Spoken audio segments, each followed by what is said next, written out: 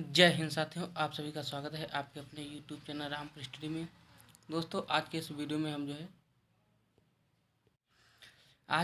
हम पादप रोग विज्ञान से संबंधित क्वेश्चन करने वाले हैं, यानी प्लांट पैथोलॉजी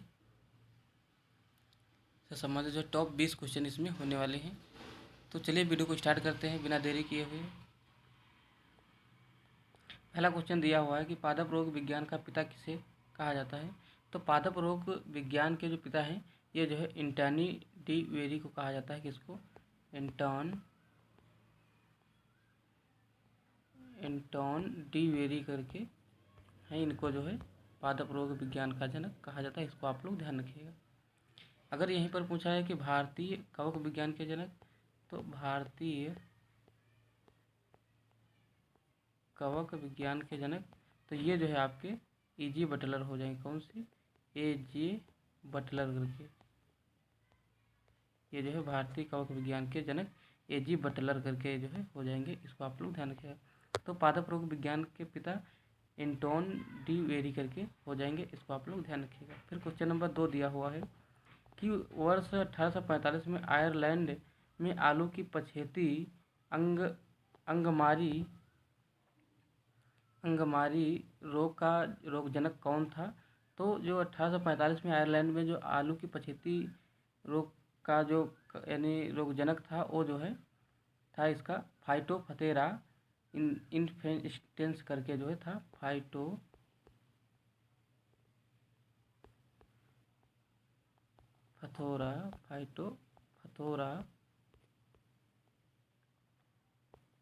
इन्फेस्टेंस करके था। इसको आप लोग ध्यान रखिएगा। ये 1845 में जो आयरलैंड में आलू की पछेती जो अंगमारी रोग है उसका ये जनक था, फाइटोफथोरा इन्फेस्टेंस करके था। इसको आप लोग ध्यान रखिएगा। फिर क्वेश्चन नंबर 3 दिया है कि अमेरिकी सूत्रक्रम विज्ञान के जनक। तो अमेरिकी जो सूत्रक्रम है जो विज्ञान के जनक हैं इनका नाम है एन ए कोब लिखा जाता है, कहीं कहीं कॉब लिखा जाता है, तो एन ए कोब करके हम मान के चलते हैं। एन ए कोब, इनका पूरा नाम नाथ ए कोब करके हो जाता है। नाथ ए कोब ये इनका पूरा नाम हो जाता है। इसको आप लोग ध्यान रखिएगा। ये अमेरिकी सूत्रक्रम विज्ञान के जनक हैं, इसको आप लोग ध्यान रखिएगा। फिर क्वेश्चन नंबर 4 दिया हुआ है कि fungi and disease in plants पुस्तक किसके द्वारा लिखी गई। तो ये जो पुस्तक है ये E.G. बटलर के द्वारा लिखी गई थी। किसके द्वारा? E.J. बटलर, इनके द्वारा ये पुस्तक लिखी गई थी। इसको आप लोग ध्यान रखिएगा। अब कब लिखी गई थी? तो ये 1918 में लिखी गई थी। कब? 1918 में। इसको आप लोग ध्यान रखिएगा। 1918 में ये पुस्तक E.G. बटलर के द्वारा लिखी गई थी। फिर क्वेश्चन नंबर अगला दिया हुआ है 5 नंबर कि जीवाणु की कॉलोनी क्या कहते हैं। तो जीवाणु की जो कॉलोनी होती है उसे निपंज कहा जाता है। क्या कहा जाता है? निपंज, या अंग्रेजी में अगर हम बात करें तो ओज करके इसको कहा जाता है। ओज, निपंज या ओज करके इसको कहा जाता है। फिर क्वेश्चन नंबर अगला दिया हुआ है कि करनाल वंट रोग का कारण रोग का जनक। तो करनाल वंट जो रोग होता है इसका जो जनक होता है ये न्यूसिया इंडिका करके होता है। क्या होता है? न्यूसिया इंडिका करके होता है। इसको आप लोग ध्यान रखिएगा। न्यूसिया इंडिका करके ये करनाल वंट रोग का जनक होता है। इसको आप लोग ध्यान रखिएगा। और यह टीलियो जीवाणु कहलाता है। अगर पूछा जाए कौन सा जीवाणु कहलाता है तो ये टीलियो करके जीवाणु कहलाता है। टीलियो जीवाणु। फिर क्वेश्चन नंबर अगला दिया हुआ है कि धान के वंट रोग का कारण, ये वाट हो गया तो इसको वंट ही समझिएगा। करनाल वंट रोग का जनक तो नहीं, धान के वंट रोग का जनक तो ये न्यूसिया होरिंडा करके होता है। क्या होता है? न्यूसिया होरिंडा करके ये होता है। इसको आप लोग ध्यान रखिएगा। फिर क्वेश्चन नंबर अगला दिया हुआ है 8 नंबर कि धान की भूरी पत्ती धब्बा रोग का जनक है। तो धान की जो भूरी पत्ती जो धब्बा रोग है, इसका जो जनक होता है ये होता है ड्रक्सलेरा ओराइजी। ड्रक्सलेरा ओराइजी ये जो है होता है, इसको आप लोग ध्यान रखिएगा। धान की भूरी पत्ती धब्बा रोग का जो जनक होता है ड्रक्सलेरा ओराइजी करके होता है। फिर क्वेश्चन नंबर अगला दिया हुआ है 9 नंबर कि MLO को सर्वप्रथम किसने खोजा।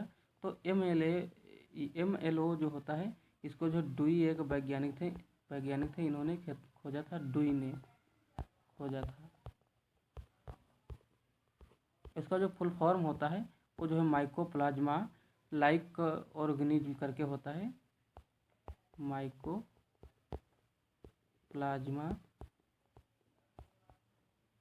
लाइक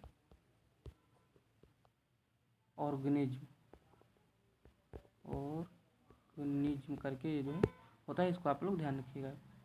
फिर क्वेश्चन नंबर अगला दिया हुआ है कि प्लांट पैथोलॉजी ये पुस्तक है किसने लिखी। तो प्लांट पैथोलॉजी जो पुस्तक है ये जो है एग्रीयोस ने लिखी थी। किसने? एग्रीयोस, इन्होंने जो है ये पुस्तक लिखी थी प्लांट पैथोलॉजी, इसको आप लोग ध्यान रखिए। अगर यहीं पर पूछा जाए कि प्लांट डिजीज, तो प्लांट डिजीज जो है प्लांट डिजीज ये जो है पुस्तक जो लिखी थी ये RS सिंह ने लिखी थी। किसने? RS सिंह ने जो है प्लांट डिजीज पुस्तक लिखी थी। फिर क्वेश्चन नंबर अगला दिया हुआ है कि डॉक्टर एनी बोरलांग किस विषय से संबंधित थे। तो डॉक्टर एनी बोरलांग थे ये जो है पादप रोग विज्ञान से संबंधित थे, इसको आप लोग ध्यान रखिएगा। किससे? पादप रोग विज्ञान से संबंधित थे, क्योंकि ये साइंटिस्ट थे ना, तो इसी हिसाब से पादप रोग विज्ञान से संबंधित थे, इसको आप लोग ध्यान रखिएगा। फिर क्वेश्चन नंबर 12 दिया हुआ है कि भिंडी का पीला सिरा मोजैक, यहाँ मोजैक म्यूजिक लिखा है लेकिन मोजैक है, इसको आप लोग ध्यान। मोजैक तो ये किसके द्वारा फैलता है। तो भिंडी का जो पीला सिरा मोजैक है इसको शॉर्टकट में जो है YVM कहा जाता है। YVM यानी कि येलो यानी पीला सिरा मोजैक जो होता है ना, तो इसको जो है सफ़ेद मक्खी के द्वारा फैलता है। किसके द्वारा? सफ़ेद मक्खी के द्वारा ये फैलता है, सफ़ेद मक्खी।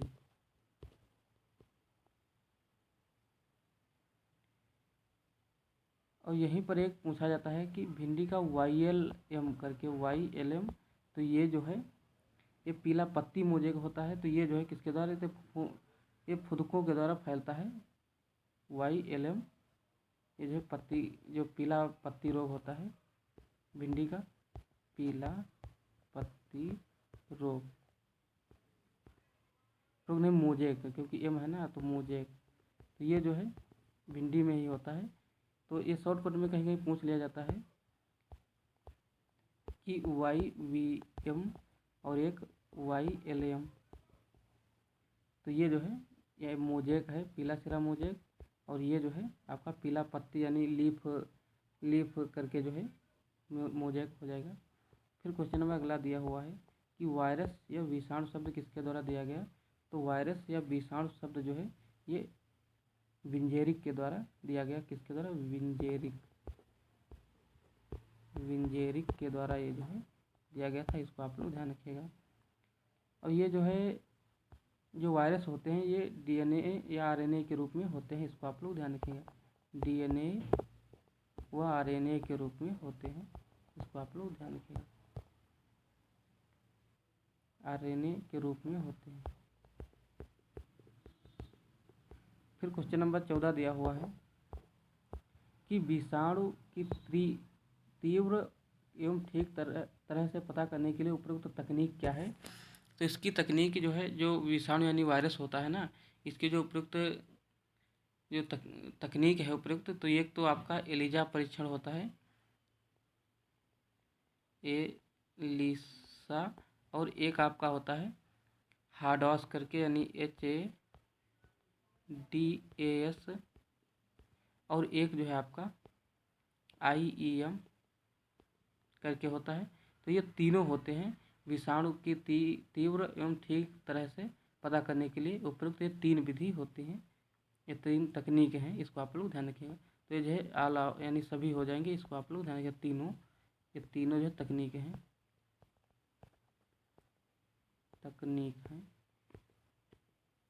इसको आप लोग ध्यान रखिएगा। फिर क्वेश्चन नंबर 15 दिया हुआ है कि बोरोडेक्स मिश्रण कब और किसके द्वारा तैयार किया गया। तो बोरोडेक्स एक मिश्रण है, इसको जो है तैयार करने वाले मिलार्डे करके जो है थे, मिलार्डे इन्होंने जो है ये बोरोडेक्स मिश्रण तैयार किया था। और ये कब, तो 1885 ईस्वी में तैयार किया था, इसको आप लोग ध्यान रखिएगा। 1885 में मिलार्डे ने तैयार किया था, इसको आप लोग ध्यान रखिएगा। फिर क्वेश्चन नंबर 16 दिया हुआ है कि कवक विज्ञान के जनक। तो कवक विज्ञान जो होता है माइकोलॉजी, इसके जो जनक हैं ये जो है माइकेली हो जाएंगे, AP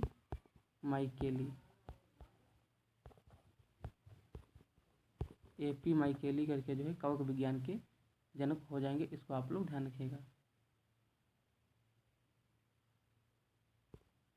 फिर क्वेश्चन नंबर अगला दिया हुआ है कि ये जो है विष्णु हो गया है, यहाँ पर विषाणु है, विषाणु का कैप्सिड बना होता है। तो विषाणु का जो कैप्सिड होता है तो ये किसका बना होता है, यहाँ पर पूछा गया है। तो ये जो है प्रोटीन का बना होता है, किसका, प्रोटीन का, इसको आप लोग ध्यान रखिएगा। ये जो है विषाणु का जो कैप्सिड होता है ये जो है प्रोटीन का बना होता है। फिर क्वेश्चन नंबर 18 दिया हुआ है कि भारत सरकार के किस संस्थान द्वारा व्यापक स्तर पर पादप जनक द्रव्य का संग्रह एवं संरक्षण किया गया है। यदि किसके द्वारा जो है किया जाता है, तो ये एक संस्था होती है, एक ऑर्गेनाइजेशन रिसर्च सेंटर है, NBPGR करके, जो कि नई दिल्ली में है। कहाँ है, नई दिल्ली में। इसके द्वारा जो है इसका संग्रह एवं संरक्षण किया गया है, इसको आप लोग ध्यान रखिएगा। पादप जनक द्रव्य का संग्रह इसी के द्वारा किया गया है। NBPGR नई दिल्ली में इसका मुख्यालय है। फिर क्वेश्चन नंबर 19 दिया हुआ है कि राष्ट्रीय DNA फिंगरप्रिंट अनुसंधान केंद्र स्थित है। तो ये भी जो है नई दिल्ली में हो जाएगा, नई दिल्ली में। फिर क्वेश्चन नंबर 20 दिया हुआ है जो कि लास्ट क्वेश्चन है कि प्रथम तैयार क्लोन भेड़ थी, यानी जो प्रथम तैयार जो क्लोन भेड़ यानी क्लोन जो शिप थी वो कौन सी थी। तो उसका नाम था डॉली। क्या नाम था, डॉली। अब ये डॉली आप लोग जो है चाय वाला मत समझ लेना, ये डॉली एक प्रथम तैयार जो है भेड़ की जो है किस्म थी, मतलब नस्ल थी, तो उसका नाम था डॉली करके हो जाएगा। तो ये थे टॉप 20 क्वेश्चन जो कि इस वीडियो में हमने कवर किए। इस तरीके के साथ वीडियो को समाप्त करता हूँ। सभी के रिक्वेस्ट है कि इस वीडियो को लाइक शेयर सब्सक्राइब करें। जय हिंद, जय भारत। मिलते हैं नेक्स्ट वीडियो में।